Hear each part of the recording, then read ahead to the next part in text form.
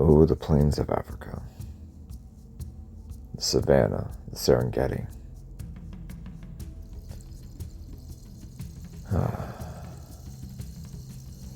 Beloved by everyone the world over. The cradle of humanity. Probably the most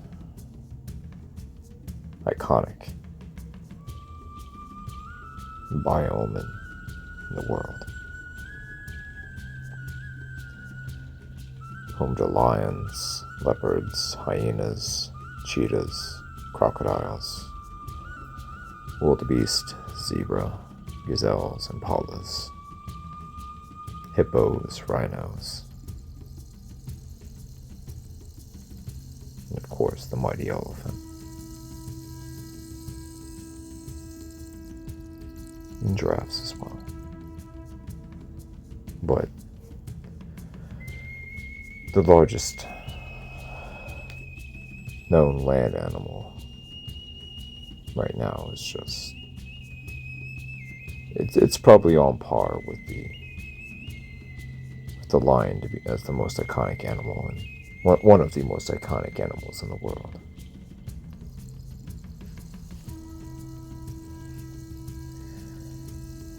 The grace, the majesty, the power, the sheer terror even of a bull elephant. It just boggles the mind.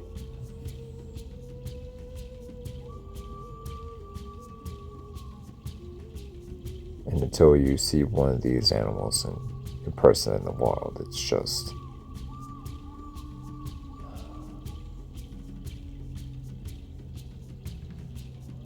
beyond description how majestic these animals are.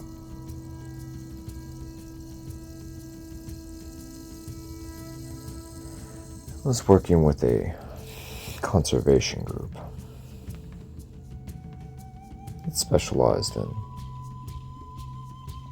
African wildlife, particularly wildlife in the savannas of eastern Africa.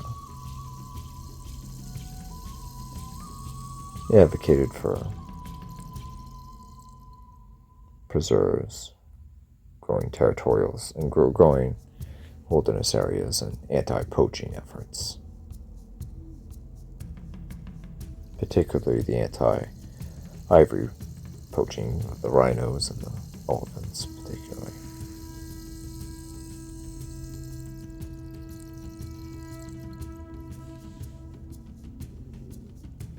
Kenya, Tanzania, Mozambique, Botswana, even parts of South Africa. I've been to several expeditions, several anti-poaching efforts, and some decent success on some of them. But over the past couple months, I've heard troubling stories out of Tanzania. Apparently, there had been a rash of attacks, unprovoked attacks even. Now, it's not necessarily uncommon for someone to get killed by an elephant, unfortunately. They're just very highly territorial and aggressive animals when their space is invaded, particularly the large bulls, especially during mating season when they're musking. And there's nothing more frightening than a 12 to 13 foot tall freight train of pure raging testosterone. But this new rash of attacks had a different feel to it. It was almost as though the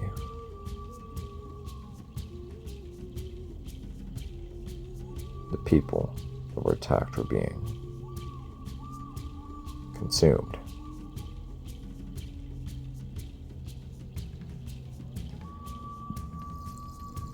I'd sit in my office and just think to myself. I'd even read through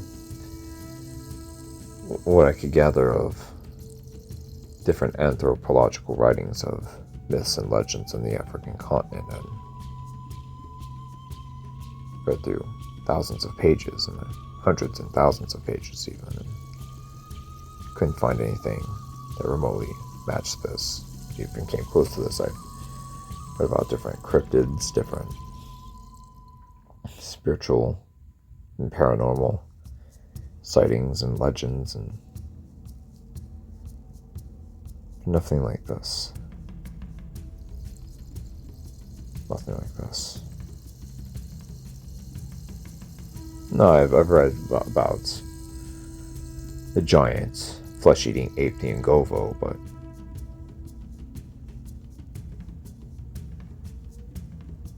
nothing like this.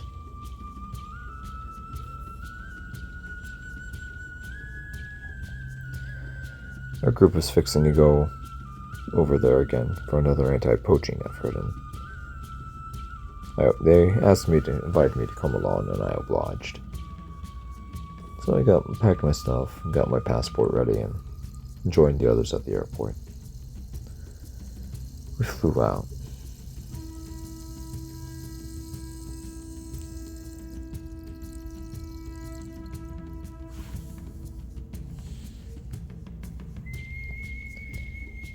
We made it to Mombasa, and we took a field plane to our destination. Biplanes, several biplanes even, because we were a decent amount of people. Then our ranger Samuel picked us up at the airfield, and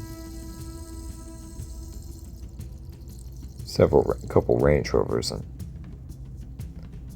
we were on our way to the preserve.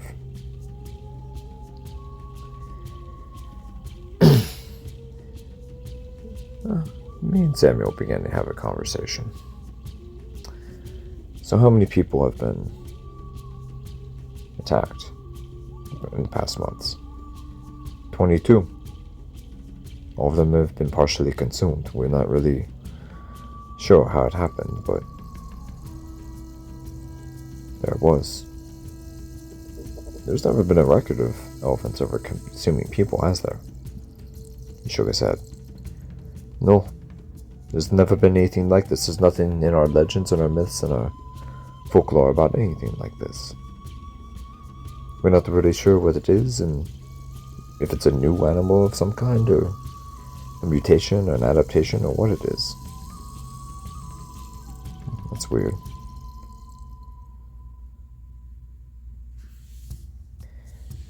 He nodded his head. It's very strange. Now for some reason, the lions and the leopards, the hyenas, the cheetahs, even the crocodiles, they stay away now because of this thing. Does anyone know what it looks like? He shook his head. No, nobody knows what it looks like. No one's lived to tell the tale. There's elephant prints around the bodies, but there's no reason for an elephant to be consuming people, but here it is. And one more thing. The peculiar thing is that all the attacks happen at night. Really? He nodded his head. It's very strange. Very strange indeed. And, how many of the people have been known poachers? 12. 12 of them have been poachers. Oh, wow. He nodded again. Yes. We're not sure where this thing came from or what it is, but it is helping in our anti-poaching efforts. It's helping to keep the other wildlife safe. Has anyone tried to track this thing or study this thing? I mean, I know of course it's dangerous, obviously, but someone's gotta be curious about finding out more about this thing. He shook his head. No, whenever we try to track it during the daytime, the tracks just disappear. We don't dare track it at night. People are fearful of it. They don't know what it is, and something that size and predatory is, well, there's nothing been seen like it on land since the dinosaurs, basically. Just the brute size of it. The weight, the power, He shook his head. This is unprecedented for our time period. I sat and I wondered.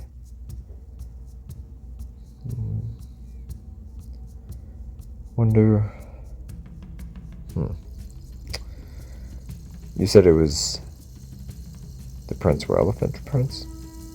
He nodded. Yes.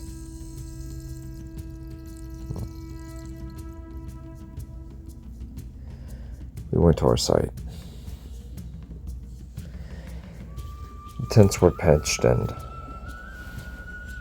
we readied our equipment.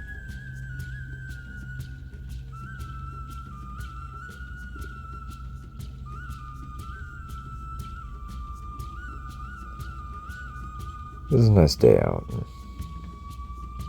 Pretty mild by African savanna standards and with a light breeze. Still, for some reason, I got this eerie feeling.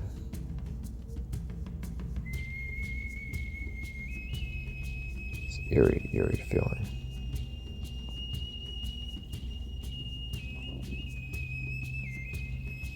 The breeze moved through the brush, through the long grass.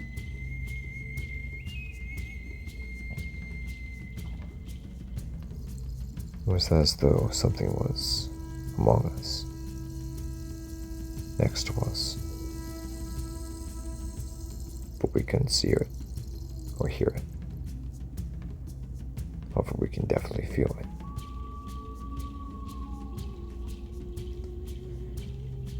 I looked at Becca and Stephen, two other conservationists. They looked at me. Samuel came up to us. All four of us were feeling the same exact thing.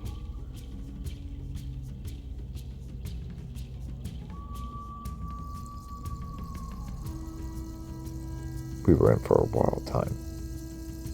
A very wild time.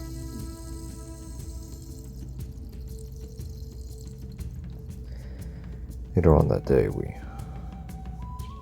headed out.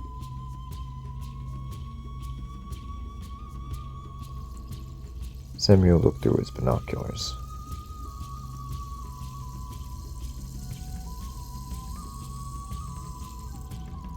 Another ranger, Rojo, looked through his binoculars as well.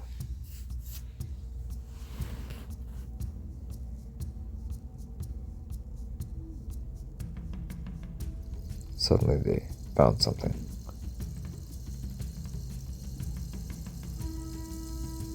They found a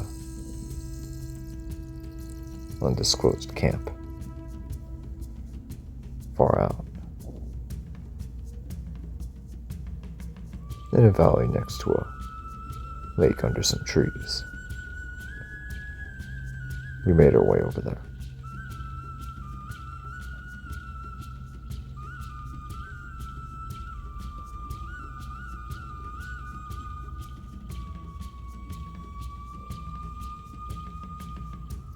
Kept our distance a couple hundred yards from the location.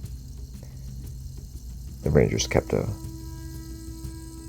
their eye peeled in case that anyone came back.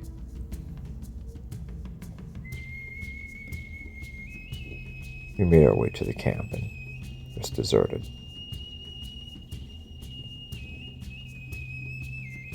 Several rhino horns and couple pairs of elephant tusks were in the camp, but no one was there.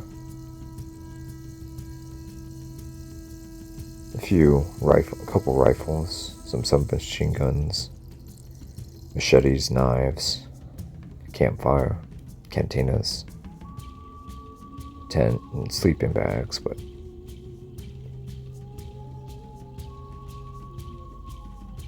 no one was there. Samuel and Rojo look at each other. Alright.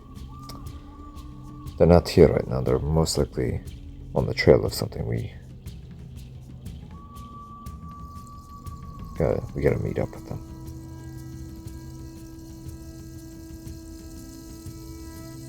Well, why don't we just wait here a little bit and wait for them to return and make our arrest then? Rojo inserted. Good idea, let's do that.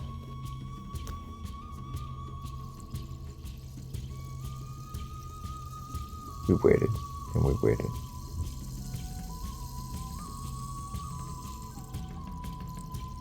Then sunset and then nightfall came. We had our weapons ready. We stood still in the darkness, waiting for the hunting party to return.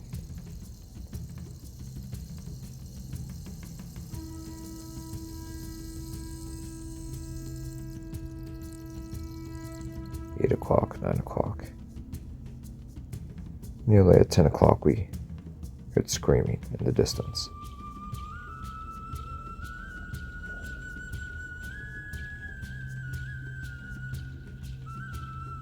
It got closer and closer. It was a man.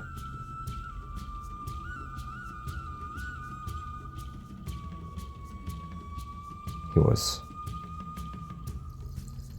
screaming incoherently and yelling. He was unarmed and he was covered in blood.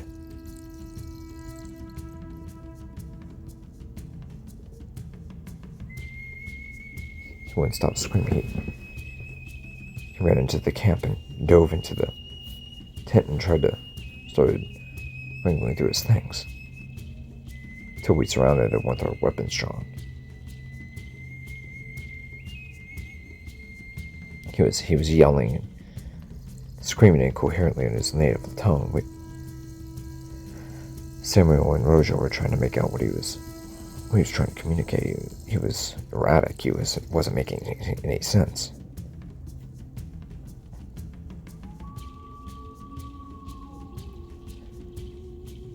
A while, Rojo and Samuel were trying to communicate with him.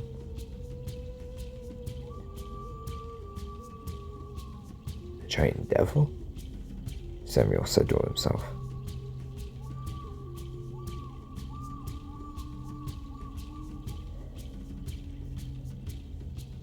Killed the 3 other men. And what?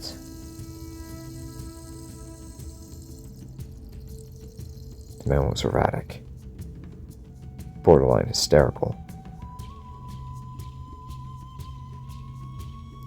He'd been running for the past couple hours. He encountered it right as the sun was setting. It ate his other 3 hunting partners, and he was lucky to make it out alive.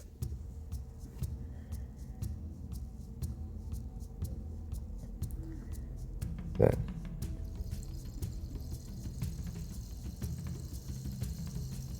we began to hear a noise, a creak in the brush.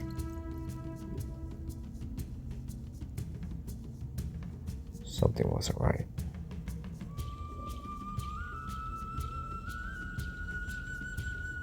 Everyone felt it.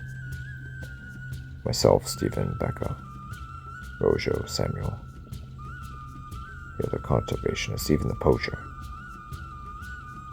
Everyone was silent.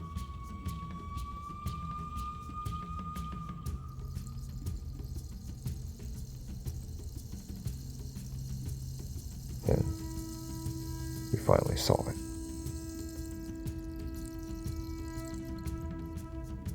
A gigantic beast of an elephant, almost 20 feet tall at the shoulder. Massive tusks.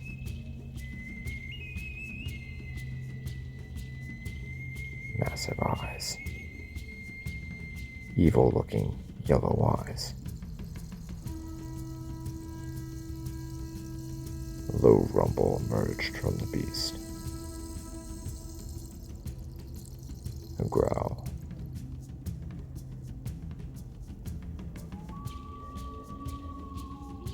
Then it did something unthinkable. It raised its trunk and you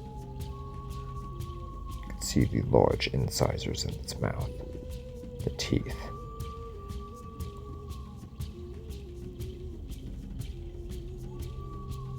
Right beneath its massive tusks.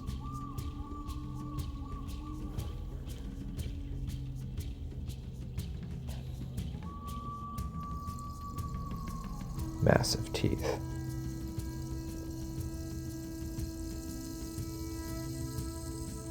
Similar to a crocodile or a shark. And suddenly the beast charged in at us.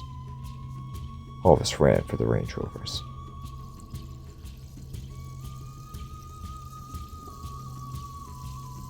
We ran and we ran. I looked back, but Stephen was impaled by one of the tusks. He screamed. Samuel and Rojo turned around and began to open fire at the beast. But the weapons seemed to have no effect. The beast took Stephen in its trunk and lowered him down into its mouth. Flesh ripping and bones crunching. Rojo and Samuel and myself, all of us, three of us continued to open fire, but there was no effect. Not even on the headshots.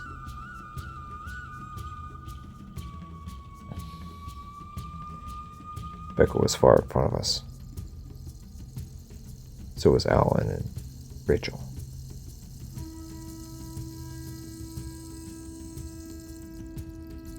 Simone tried to open fire as well, but she wasn't getting any results either. All of us headed to the Range Rovers, and the Rangers put pedal to the metal, and we were on our way. The beast roared. A mighty roar. As the yellow lights glistened in the darkness as they pursued us.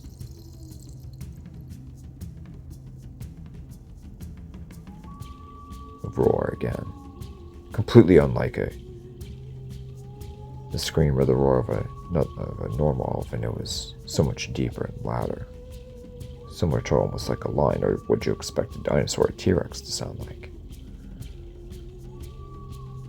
The pachyderm continued to pursue us. I turned around, loaded my rifle, stood up, and began to open fire. Once more. I landed several headshots, but there was no effect.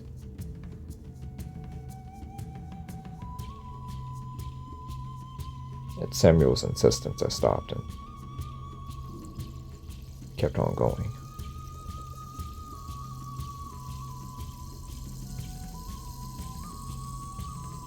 The beast finally caught up with the second Range Rover and flipped it over. Becca shrieked. Samuel stopped at a truck and turned around. Once again, we opened fire. Alan, Simone, Rojo were all caught.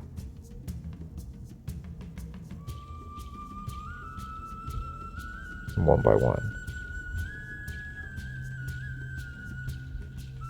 the beast ripped them from the truck, piercing them with its tusks, and then, one by one, hoisting them with its trunk into its giant, gargantuan mouth.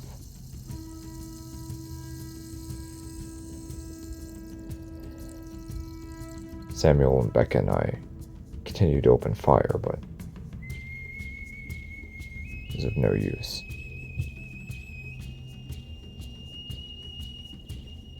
Samuel stepped on the gas and we hightailed it out of there.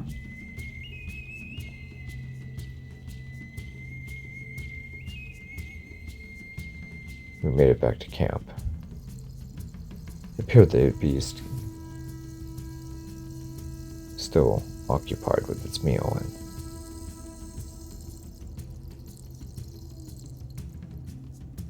we made our minds that we were getting the hell out of there right now. Thankfully, there was still a pilot at the bush field where the plane was still at. There was just enough room for all three of us. So Samuel radioed him in, and he was still there, thankfully.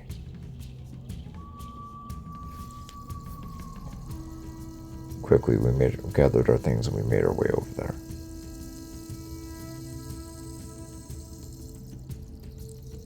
Even though it was pitch black outside, we had to get out. There was no other way.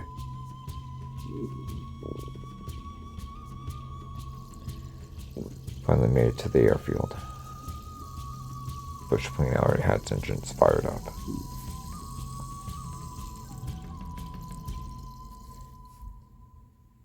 Pilot started up the plane, and frantically we packed ourselves inside. Where are we going, Samuel? Anywhere, just anywhere but here. Get us out of here now, he screamed. What's going on? Why are you so... Just get out. We have to get out now. Now. So, the plane began to move forward.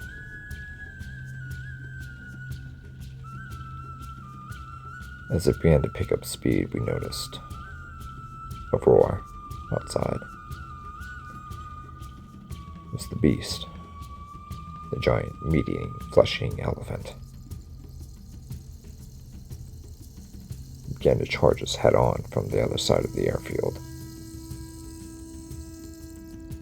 What the fuck is that thing? The pilot screamed. No time to explain, just go, shouted Samuel. The plane was picking up speed, and so was the beast. It was getting closer and closer towards us.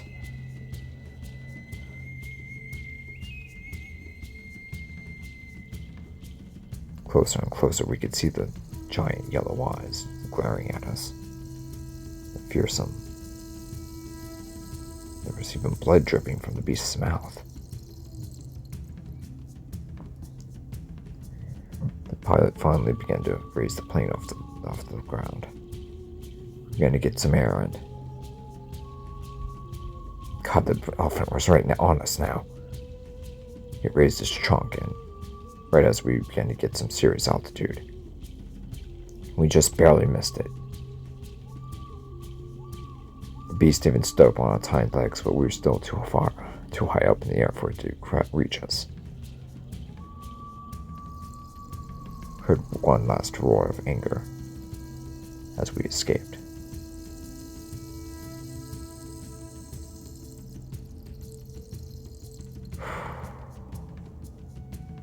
So we made it back to civilization. We reported the incident to the authorities, told them what was going on, and that they might want to send some military forces down that direction. We told them that our weapons seemed to have no effect against the creature, and We didn't know what it was. If it was some kind of spirit, if it was some kind of mutation, or something cooked up in a lab somewhere. Some hybrid. Some secret military project, maybe. We didn't know what it was. Still to this day, no one knows what it was. As far as I know, there have been no further sightings or attacks from the animal, but you never know what really truly lies and waits in the brush of the dark continent.